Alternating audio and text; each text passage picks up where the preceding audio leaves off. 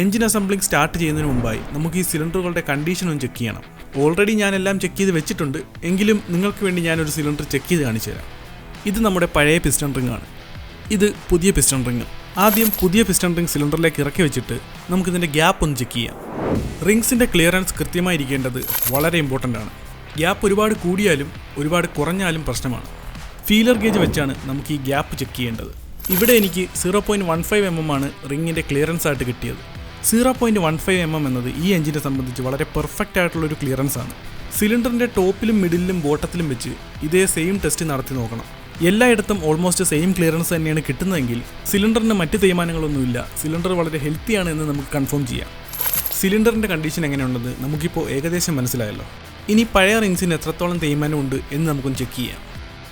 നിങ്ങൾക്കിവിടെ കാണാം, ഞാനിവിടെ ഈ ഫീലർ ഗേജിൻ്റെ ഏറ്റവും തിക്നെസ് കൂടിയ ഗേജായ 0.60 mm വെച്ചിട്ട് പോലും അതിനേക്കാൾ വലിയ ഗ്യാപ്പ് ഈ റിങ്ങിനുണ്ട്.